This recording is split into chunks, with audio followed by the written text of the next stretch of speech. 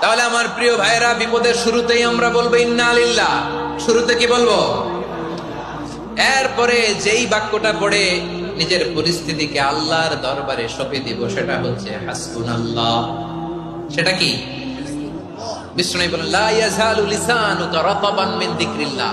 সব সময় আল্লাহর স্মরণ দিয়ে, জিকির দিয়ে জিহ্বাটারে সিক্ত রাখো। আর শয়তানু জাসিমুন আলা কলবি ইবনে আদম। শয়তান বনি আদমের কলবে খামচি মেরে বসে থাকে। ফাইদা যাকারাল্লাহ খানাসা। মানুষ যখন আল্লাহর স্মরণ করে, জিকির করে, শয়তান দৌড়ে পালায়। ওয়া ইদা গাফালা ওয়াসওয়াসা। যখনই বনি আদম গাফেল হয়, তখনই শয়তান তার হৃদয়ে ওয়াসওয়াসা দেয়। এজন্য বিপদে পড়লে ইন্না লিল্লাহ, নিজের সব টুকুন করার পরে, নিজের রোল প্লে করার পরে নিজেকে আমরা কি বলে সঁপে দিব? সবাই বলেন, সবাই বলতে হবে। আরো জোরে বলে, মনে থাকবে। বিপদে পড়লে প্রথমে